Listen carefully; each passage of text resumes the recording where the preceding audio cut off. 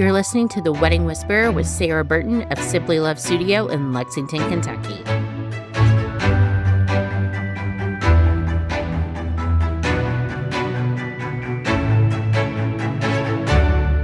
Today on the Wedding Whisperer podcast, I have Liz Arena here with me, and Liz is an officiant. So I'm really excited to have her here with me. And I've noticed over the years as I have been meeting with my couples, we'll go through all of their vendors, what they need. And I'm like, okay, do you have any questions? Is there anything else you can think of? And they're like, yeah, actually, we don't have anybody to marry us. And in the beginning, that it shocked me a little bit. But then also, as I've gotten to know my couples more, a lot of them are not from the Lexington area. They've moved here for school or for jobs. They didn't have a church that they grew up with here, or they didn't have someone that they were connected with. And so we have several great people in our community that honestly, they do a lot of weddings. We have 3 or 4 officiants that do the majority of our weddings, to be honest. Obviously, you have to have someone to perform the ceremony and to sign the marriage license. So it is legal. And we are going to talk about all of those things today and how that works. Just kind of cross this off of our list of topics because it is something that's important. And I know that you have a lot of questions about it. So, Liz, thank you for joining me today. Thank you for having me. I'm so excited to be here. Tell me a little bit about yourself in general. I'm a Lexington transplant as well. You were talking about people that don't have their roots or their home church or anything here. I'm originally from northeastern Ohio, lived in upstate New York, and have been in Lexington for about 9 years now. Married my high school sweetheart in 2009. And that was before Pinterest weddings and all of that stress. So thank goodness for that. You know, you went to your one wedding show in your town and that was it. That's all you had. And you got your spread of whom you saw there. And so to see my friends getting married now, these questions that everybody has is tremendous. And now I find myself on the side as like a wedding vendor and a wedding professional, seeing that, everybody still has these same questions that I had is really interesting. So I became an officiant kind of by accident, and it's been great. Honestly, a lot of vendors become vendors by accident. So that is honestly completely normal. When did you do your first wedding? My first wedding was in the fall of 2019. I had a good friend that was here in Lexington. She was also an employee of mine. And she was a transplant from New York. Her and her fiance both didn't have anybody local to do their wedding. And I honestly was their second choice. And I told her I was going to say that, so it's okay. And the person they had first thought about wasn't available. And it was sort of a joke that I was like, well, I might as well just do it.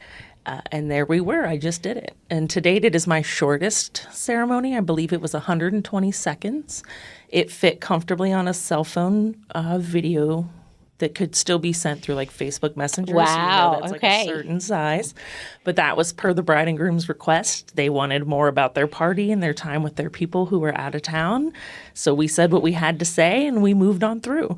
And it's still one of my favorites. It was in a backyard. It was tiny. I was there for everything from setup to tear down. And it was so fun to be part of their day. And I never expected to do it again.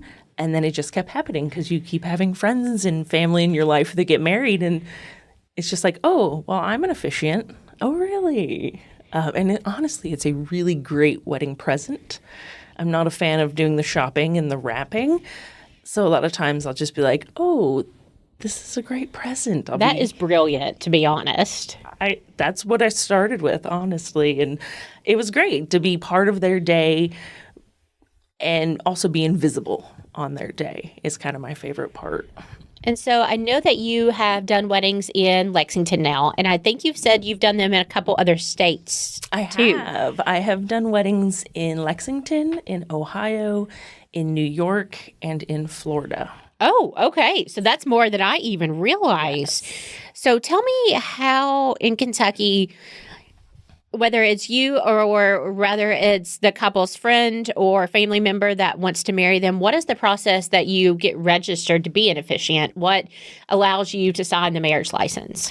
In Kentucky, the requirements are very minimal per se. They do make you become an ordained minister, but you can become a lay minister through even several websites on, the internet.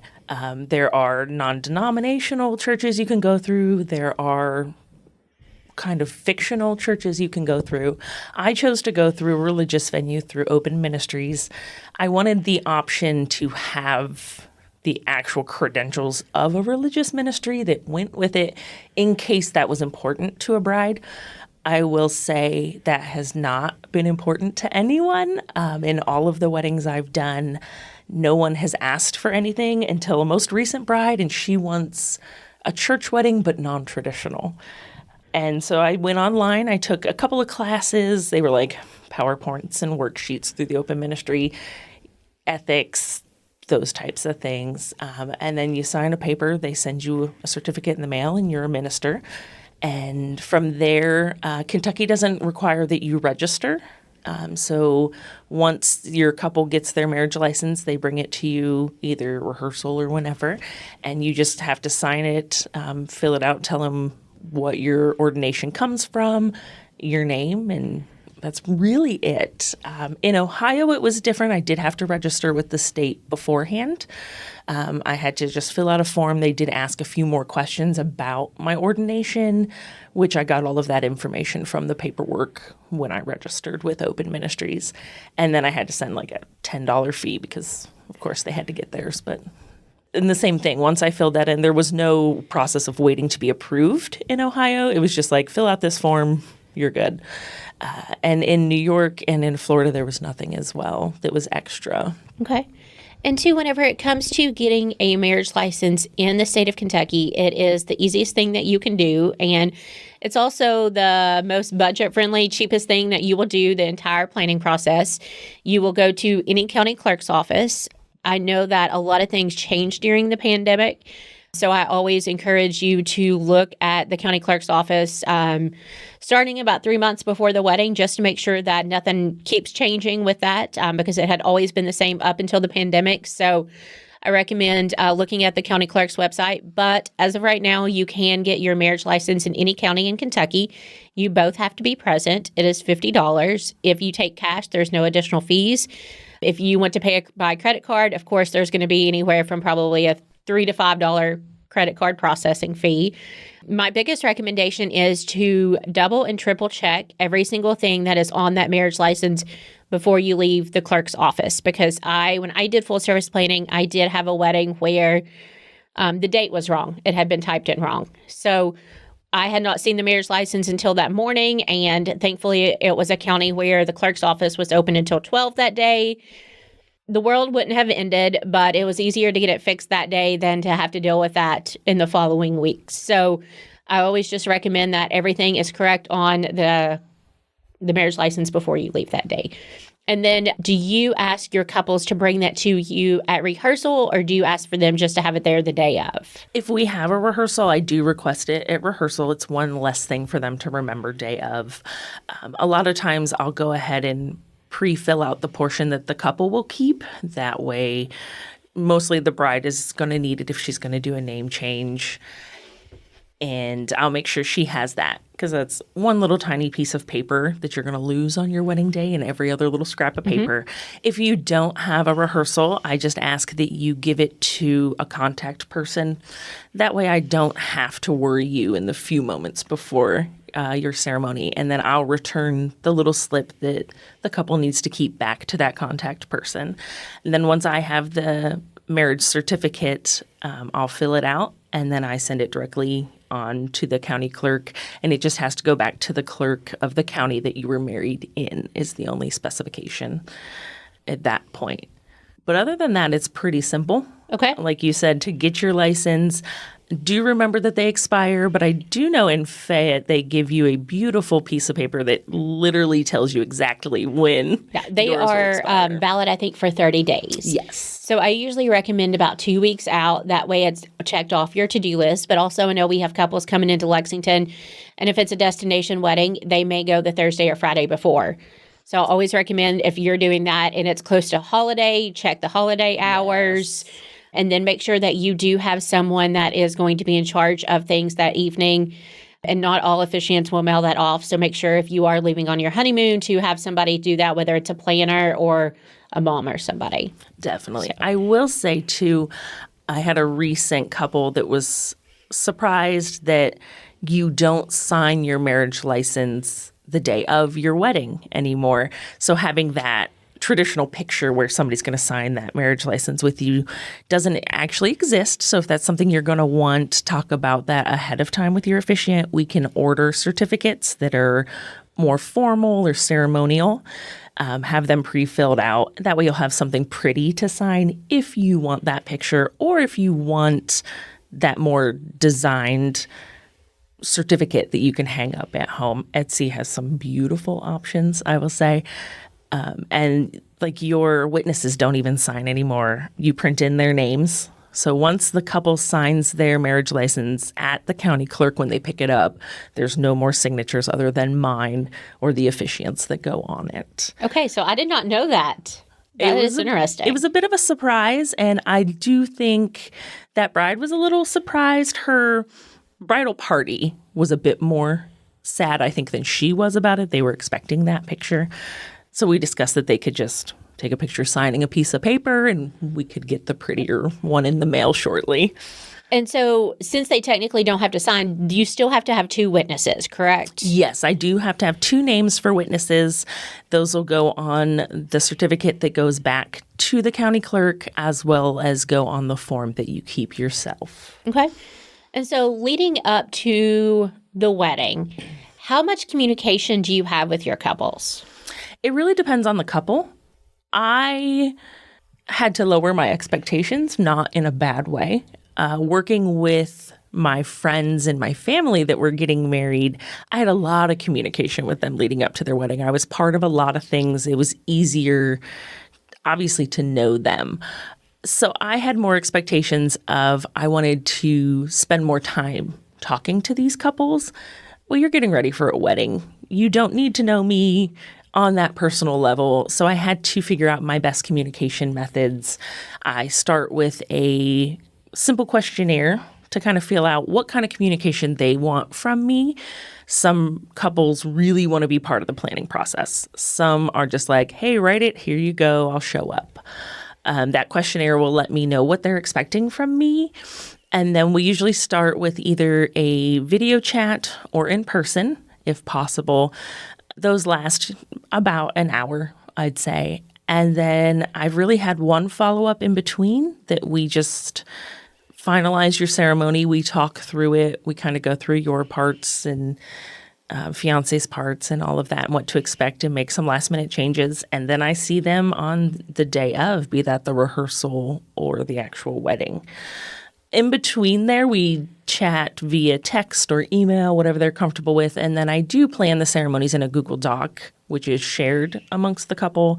That way they can see any changes and edits I make as well as I can see theirs. It's kind of a constant open line of communication that makes it a bit nicer. So really, I think 2 times touching base with your officiant has been plenty for me.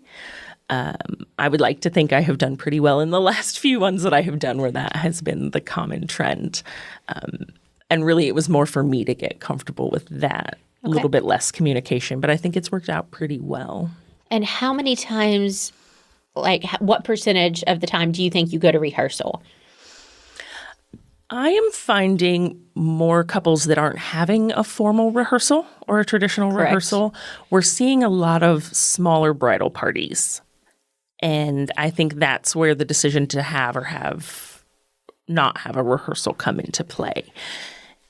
And it comes from, if you've got a lot of moving parts in your wedding, that's where you're going to want your rehearsal.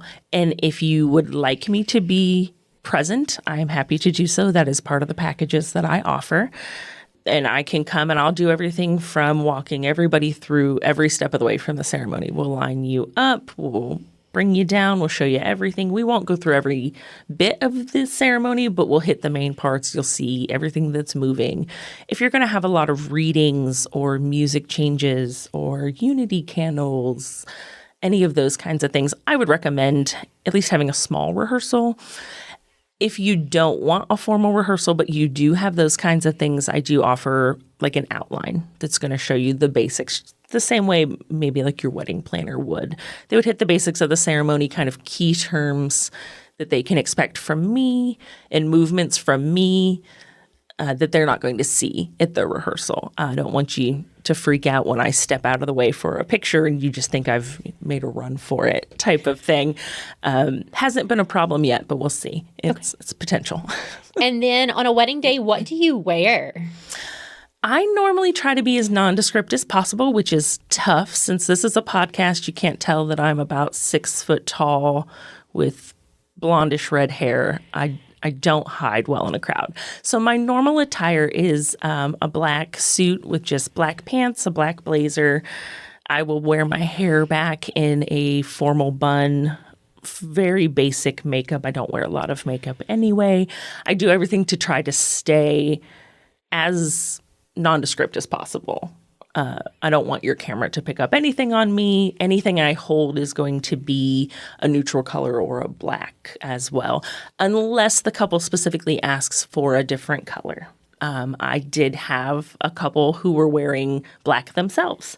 So they asked that I wear earth tones, which I was totally fine with. Earth tones are very in right now. But other than that, most of the time the couples don't have a preference. I do let them know ahead of time. I do have visible tattoos in my normal outfit.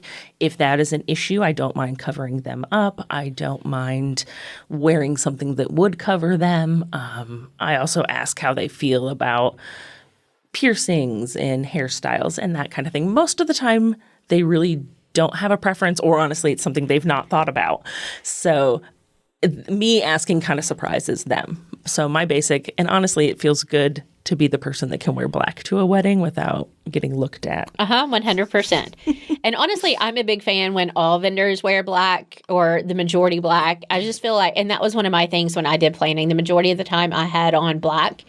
I just wanted to fade into the back. I didn't want people to know that I was there making things happen.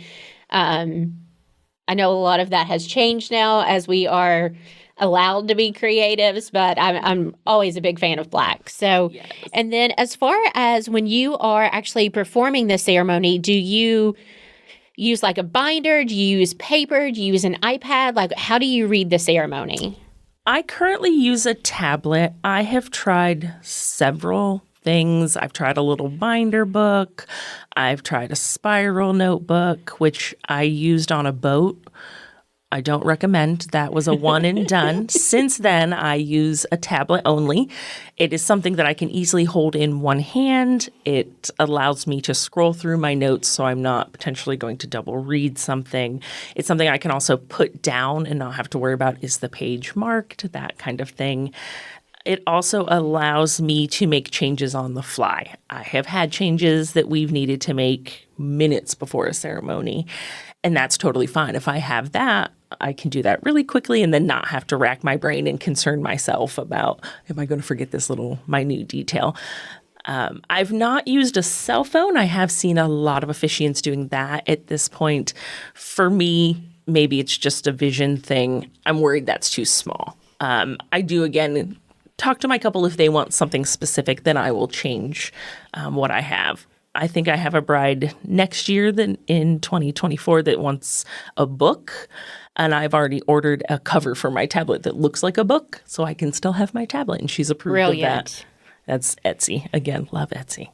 And I think, I don't want to say anything is okay to read from, but I do think that is one question couples should ask their officiant or their minister, is what they are reading from. Honestly, I'm not personally a fan of like paper in general, like loose leaf paper and just paper. It's been wadded up, it's been creased. If the wind blows, the pages get mixed up. Note cards, I don't like note cards. So a binder, a book, a Kindle, anything like that is my preference for the way it looks in pictures. Agreed. Not that I'm like picky or anything. Yes. I would say as a bride or a groom, if you have something specific in mind that you think seems silly because you've seen a picture in your head of individuals at their ceremony and you think that's what mine's going to look like, maybe mention it, even if you think, oh, I want that black shoulder padded lapel jacket with the brown binder.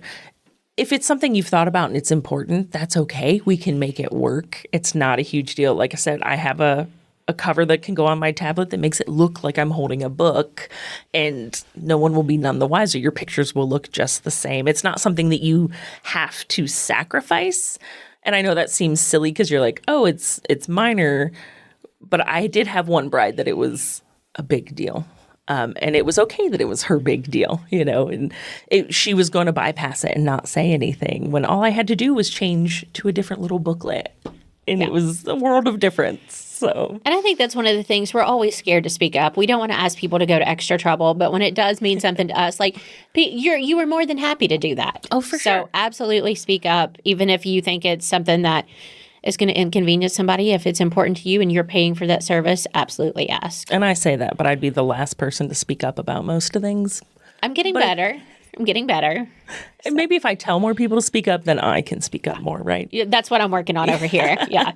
And then as far as how far in advance are you booking weddings? Like how quickly, like if a bride calls you for 3 weeks from now or 2 years from now, like where are you at booking wise?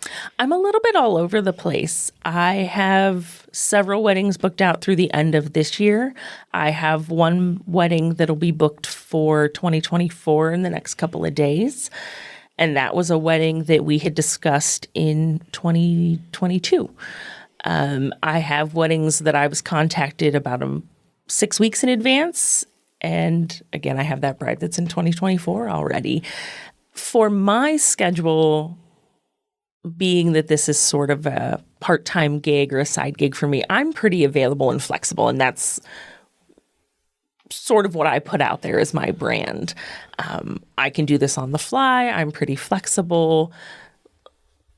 I'm okay with that tighter schedule. I'm not sure how other officiants are booking up or what that looks like for them. But I think in my realm, it's okay to reach out to me last minute. I am available. I can make myself available. And officiant-wise, I think that might be what it looks like pretty much for everyone. And I think, too, this is where when I meet with couples and they will say they want their friend to officiate, their uncle, and then as it gets closer, that person starts freaking out a little bit. They don't want to do it anymore. And so I think some of the last minute calls come from basically someone else freaking out and not wanting to do it. So it's okay for that to happen, but you do have to have an officiant. So yes. Let's talk a little bit about pricing for officiants. I know it's going to be different for every single person, but kind of where are you at starting price point wise? My price points fall between about $300 to $500 for a bigger wedding. That's going to be your wedding that's going to have a full ceremony, a full rehearsal, and not necessarily be as local in Lexington. I do have a travel fee outside of 50 miles of Lexington. So those individuals that are booking those bigger venues and in the horse farms and all of that is what we would be looking at for more of the 400 to 500 range if there's going to be travel. The smaller weddings, I'm usually hitting at about 250, and that's going to include your full ceremony. And that's completely personalized to you and your significant other and whatever you want in your day. It can be as short or as long as you want. That's going to include everything for me for ceremony day. Anything I need for your paperwork. So the postage, I send everything priority just for my peace of mind, really. My hair, making sure it's done properly so I'm not looking a hot mess in your pictures as well, the dry cleaning, gas, and those types of things. If you have a rehearsal and you're local to Lexington, it's going to be like an extra $100. So we're looking around the $300, $350 range. Again, I've not done many rehearsals. The couples just aren't doing that traditional setting. And truly, a lot of my weddings have been not your standard Saturday weddings. I've done a lot of weekday weddings. I've had some elopements. I find the people or the people find me that want something that's not on your standard traditional day. And I love that. And I will say too, those price ranges for anyone that's listening that is working on their budget, that is a pretty standard for using an officiant and not a minister with the church per se. I do know that a lot of the reasons that couples are looking at officiants outside of a church is because of the price that the ministers charge. There are some ministers here in Lexington that start at about $600 to go up to the $1,000, $1,200 range. And honestly, it would be hard for me to justify that when you're going to do a fantastic job. Because a lot of times those minister fees do not include any type of premarital counseling. That is something that you can usually go through a church if you want to do that. A lot of times those are free or very affordable. Or there are counseling offices. Oh, yes, so many that go through premarital counseling options as well. And we have several really good ones of those here in Lexington. And one of the things that I want to touch on before we wrap this up that we have not touched on is same-sex couples. I know you have performed several ceremonies that are same-sex. Yes. How are those, or are those different in any way from a traditional couple? Really, they've not been. And I was interested to see, as someone who sets herself as a firm ally in the LGBTQIA plus community, I really wanted to kind of branch into that community. You see so many individuals that maybe don't have someone supportive of their relationship in its current state at this time. And the issues they're finding with individuals that are okay with marrying them still, which is absurd. And that was really what I intended my focus to be if I branched out. And I come to find out it's really no different. In my normal questionnaire, I'm going to ask your pronouns and your preferred name. It would be the same as if you're she, her, Rebecca, but you prefer to be called Becky in your ceremony. That's no different in my mind. I think I get the same level of communication at times from the same-sex couples or from my transgender couples as well. It's the same as just building any ceremony. We're here to talk about your relationship and what brought two people to come together today and what brought you to this day. And I think the only difference I see is it takes a little bit more for them to warm up because that's where the world is for them. And I want them all to know that with me, you're safe, we're comfortable, we're going to do this your way. I don't care if, Mima in the back doesn't want a certain pronoun or a certain name used. That's okay. I don't have a problem talking over Mima. I don't have a problem asking Mima to sit down, whatever you're comfortable with. So I think in all actuality, it's no different. And I want those couples to know that your wedding is no different. And I don't want you going forward concerned that it needs to be thought of that way. A wedding is a wedding is a wedding. We're going to end on that because that is 100% accurate. Liz, thank you so much for joining me today and sharing all the things about officiating. Like I said, it's the one thing that you have to have when it comes to your wedding day is your marriage license and someone to sign that marriage license. Yes, ma'am. Thank you for having me. Absolutely. And if a couple wanted to reach out to you, what is your email address for them to do that? The best email for me is happilyeverarena@gmail.com. Perfect. Thank you. Thank you. For more information about Simply Love Studio or to schedule your wedding consultation, go to simplylovestudio.com.